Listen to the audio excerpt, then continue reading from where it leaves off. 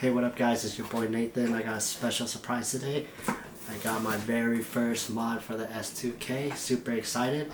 Shout out to Modifry. I got some parts that I think will actually help, day-to-day driving be a little bit more pleasant. And let's go ahead and take a look at what's inside this box. I realized that the cubby organizer that we have in the S2K is not really useful, right? Because if you put things in there, everything just has to be stacked up, and it just makes it a lot harder to look for what you want. Especially, we already have to turn around and open up the cabby to look. For me, I like things to be organized so I know where everything is. So that way it doesn't distract me from driving if I need to get something from the cubby itself, right? And this is what it comes in. It essentially is different pieces. It's kind of like a puzzle, right? You just put them together in a way where it will allow you to have, different storage compartments inside of the actual cubby itself. And the beauty of this is that once you do so, you actually get to utilize the whole cubby, right? You're actually using most of the space, so that way it's not really you're not really having any dead space inside the cubby, and things are more organized.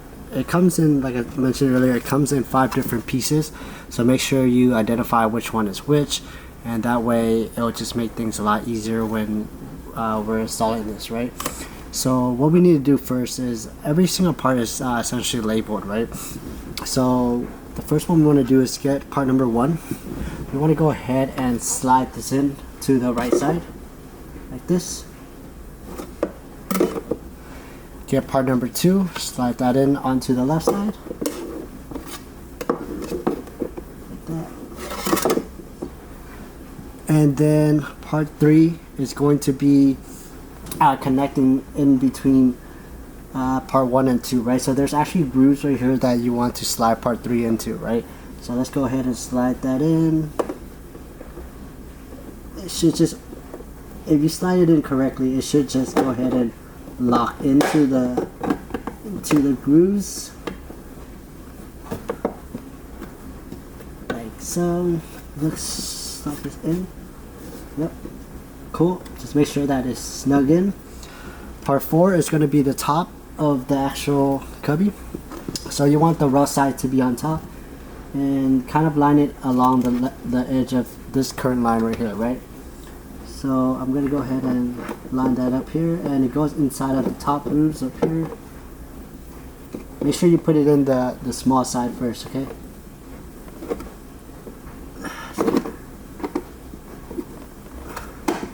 There we go. So now it's locked in. Sure. And then the final piece is going to be the divider piece, and this it's going to allow you to have 2 separate sections in the middle compartment, right? There you go. Slide in, and once you have everything in, just push everything, make sure that it's snug and everything is locked into place, and there you go. There you go. Now you see that we went from having one massive storage into having over 5 different compartments, right? A bigger one right here, 2 separate small ones right here that you could put, sunglasses or tissues or whatnot, and a final compartment up here. It's just a lot more organized now, and you get to utilize a lot more of the space itself. If you guys know, I have the AP1, and the AP1 only has 1 cup holder, and it's kind of useless in my opinion because it gets in the way of the shifting. So instead, what I did was I actually got a tunnel bracket, and the one I got is the one that is supposed to connect to the bolts on the passenger cargo net. And essentially this clips onto here, and it allows you to add a cup holder adapter right here, right? So that way the cup holder is actually on the side and is not in the way of me shifting, right? And by doing so, I can actually put other things in the cup holder if I want to. So this is actually the bracket for it. It's really well made. I don't see this bending just from normal daily use of the car, so I'm pretty excited about that. And this is the actual cup holder that Modifry sells. It's pretty neat because it actually folds up, right? It's not static where it just sits there as a cup holder, because you already know that there isn't much space inside of the cabin already. So it's pretty neat that it actually folds up. This is where you're going to be connecting onto the mount that I showed you earlier.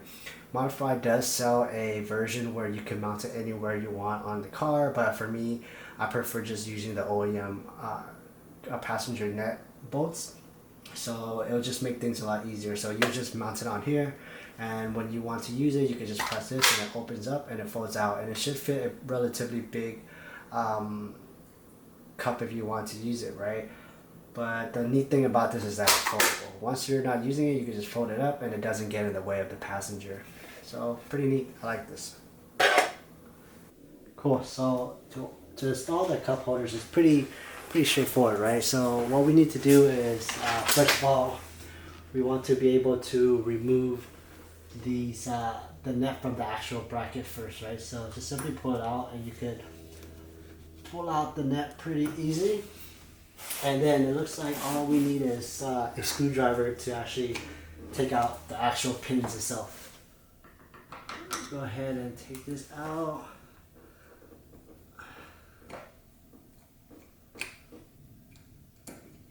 There we go. Oh, there he goes. Make sure you don't lose that. And then I'm going to go ahead and take the bottom one out.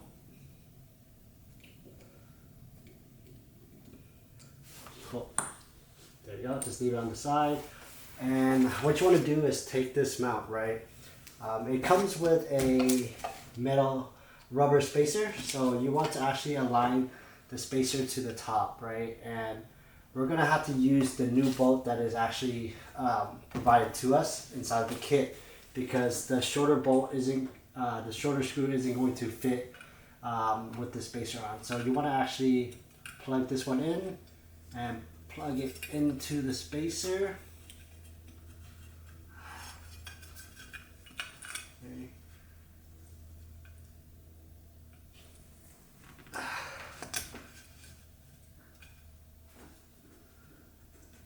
Gotta use a little bit of finessing, but it should slide in. They recommend that you use soapy water, but you can just use your hand and push it in. It just takes a little bit of finessing. And what you want to do is go ahead and remount this with the longer screw, okay? So you want to line this up, make sure that the screw is in.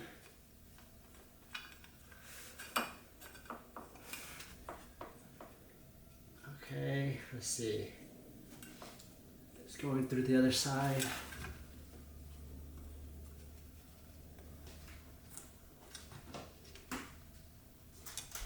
There you go.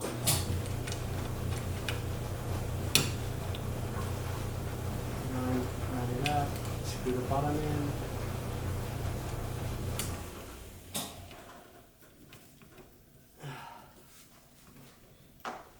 Should go, hopefully it's in the hole. Nope. Okay, it's not properly aligned.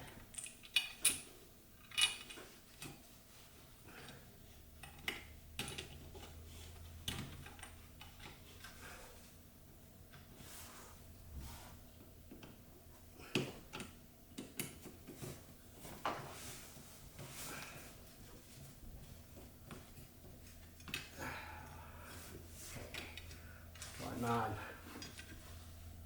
Let's try just, I think we gotta screw this top one in first. Kind of hard to see because I don't have a good visual.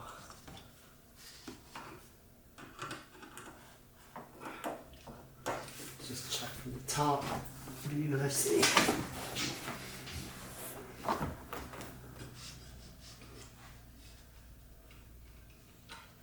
Did they provide us with any other screws? Nope, it looks like only one screw, so let me just go ahead and just try to mount this one in.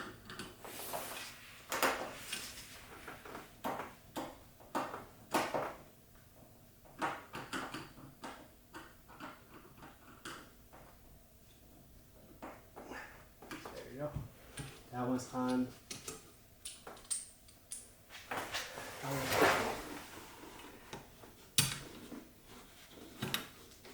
This bottom one is being a little stubborn.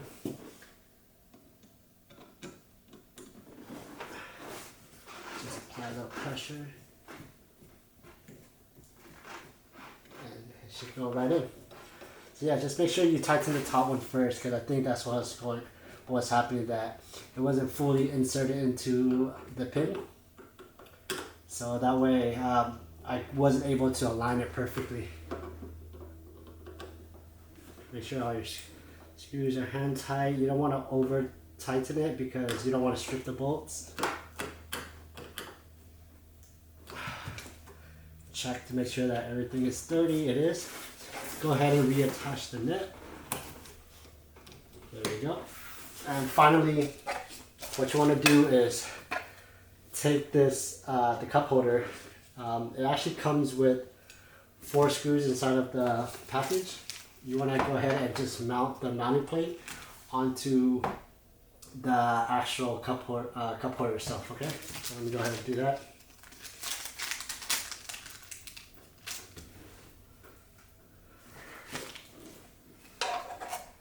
You want to make sure that the tab is on the bottom.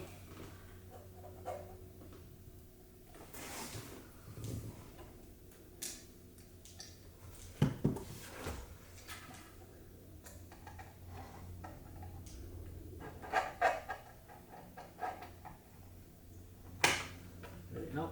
That's one. Make sure it lines up. It's usually the first one that's always the hardest to get in. After that, everything should go in pretty smoothly.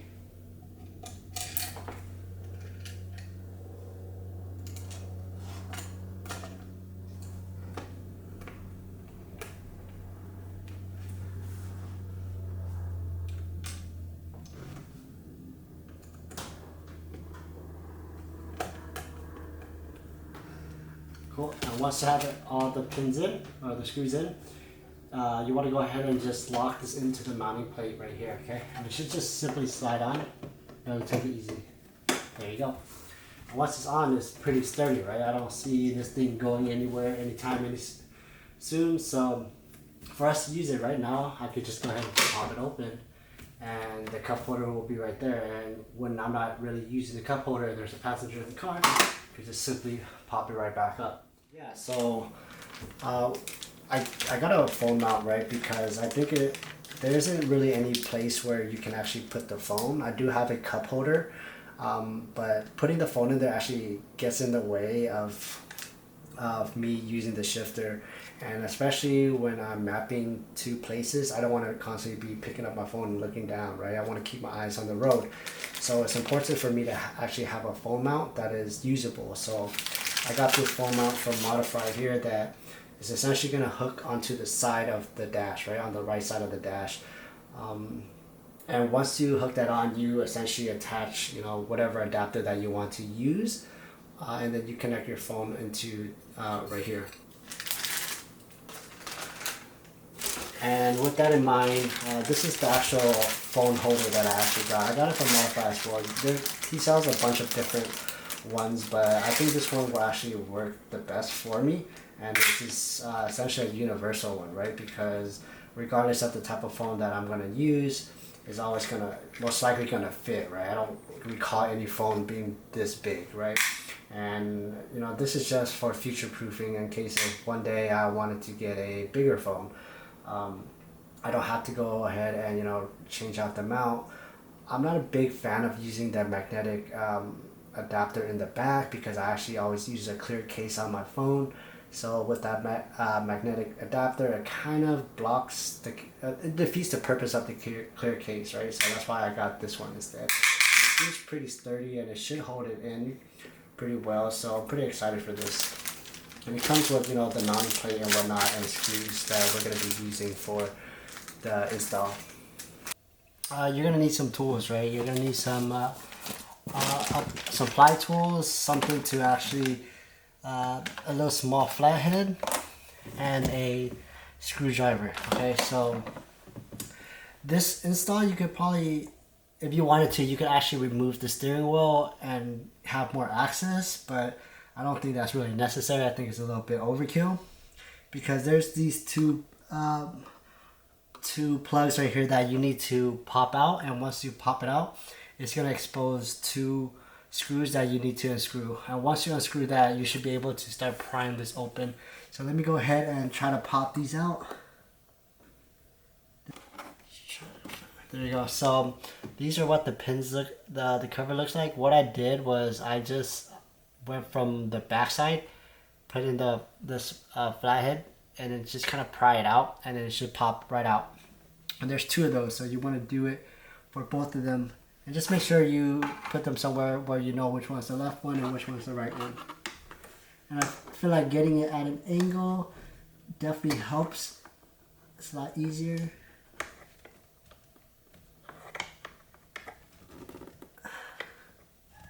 It's a little bit stubborn, so just be patient.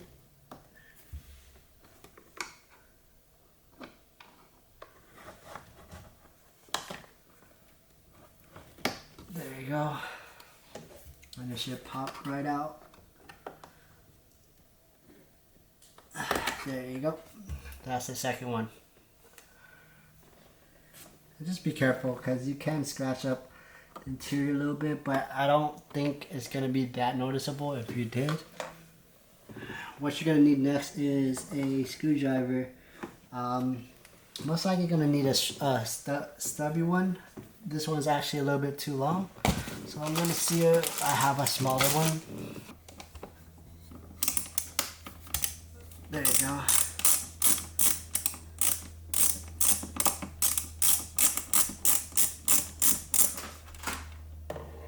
So there's the first screw.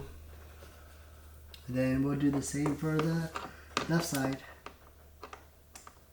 It's a little pain in the butt because you can't really see where it's at, but it doesn't take much force. It comes off right away. It's not even under that tight. There you go. There's the second one. Okay, cool. Now that you have that, those two screws out, you should be able to just start prying this side out. I have different types of pry tools here. Hopefully it's not too stubborn to come out. But let's see. There you go. Pretty straightforward, right? And once we pry it open, it actually has this screw right here. And this is where we're actually going to be mounting the full mount too. Okay? So I'm going to go ahead and take my screwdriver and just unscrew this screw right here. Make sure you don't drop it. There you go.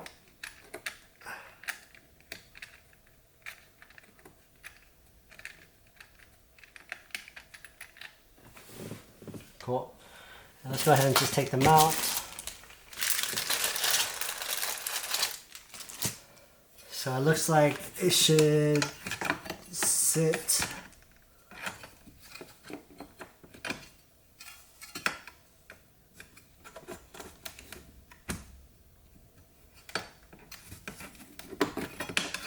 like that right here, and then you just screw it on to right here. Let's go ahead and just put this screw back in.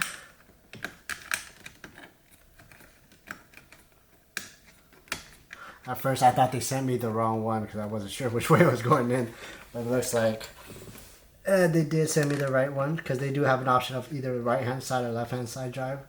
So just make sure you order the right one. You don't want to tighten too hard because you don't want to break the actual units back here, right? So they do suggest that you trim this part down a little bit, but to me, I'm not going to do that because I want to keep it as stock as possible, right? Because although you might not see it, I think this metal is thin enough for it to not really make that big of a difference.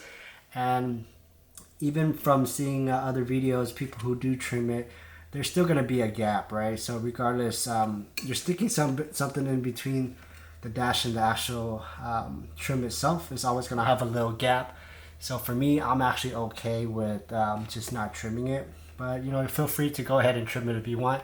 I just want to leave the interior as clean as possible. So once you're done with that, just go ahead and pop it back right in. And this is what I was talking about. There will be a little slight gap here, but it's not that much of a big issue to me. If it does bother me in the future, then I'll go ahead and trim it. But to me, I think that looks perfectly fine. So once you have that installed, just go ahead and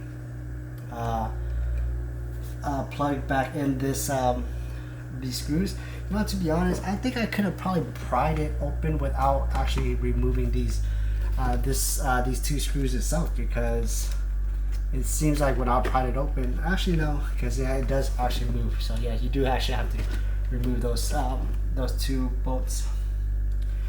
So now that you have that open, let's go ahead and just put these screws back in. There you go. Okay, cool. Lastly, all we really need to do is just mount the plate onto the actual casing itself. So it looks like there is a little notch right here. Okay, if you see, there's a notch, and this notch is supposed to tug into the phone case like that, so it can slide in and out like that. So what you want to do is go ahead and take this and mount it where you see best fit. So up here, we do provide you with some screws.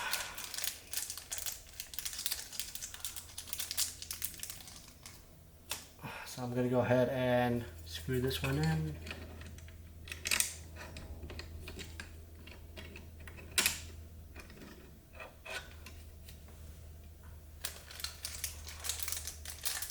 It's probably better to have done this before hooking this mount on, because now I realize it's going to be a pain in the butt to actually have to put this on, because I didn't know that they have these little nuts that you have to actually screw them into. So it's gonna make it a little hard, because now I have to use my fingers.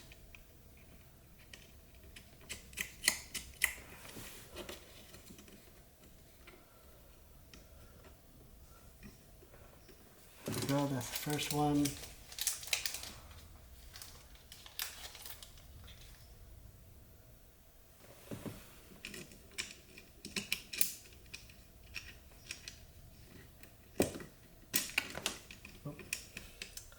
Yeah, make sure you don't lose these screws. Yeah, definitely, if I was to do this again, I would definitely put this mount on prior to installing it itself. This makes it a lot easier.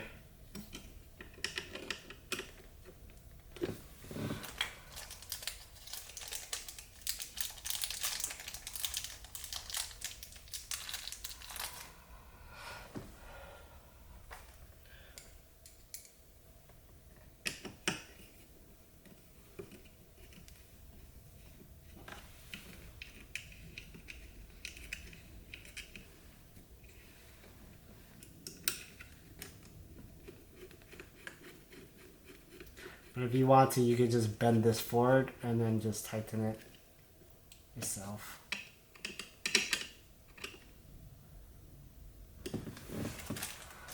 Okay, final one.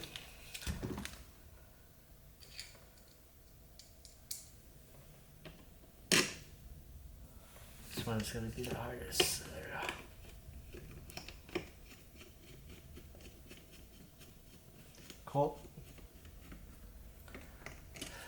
Now that it's snug, let's go ahead and take your foam out and just mount it in wrong way. There you go. And to use it, we can just take my phone, pop it in here, lock it in, and it's super sturdy. I don't see this thing really moving anywhere while I'm driving, especially how stiff the car is. It's definitely probably is one of the better mods out of all of this three, because it definitely now allows me to, you know, use my phone with navigation on and not have to take my eyes off the road that much, since it's just right here. Cool. I hope you guys enjoyed these 3 modifications. I have a lot more coming. So hopefully you guys stay tuned. Have some pretty exciting stuff. You know, I got the sound system coming in. Got some other cool goodies to kind of, you know, spice things up a little bit for this S2K. Kind of want to keep everything OEM plus as much as possible. So yeah, stay tuned. Until next time, see you guys. Peace.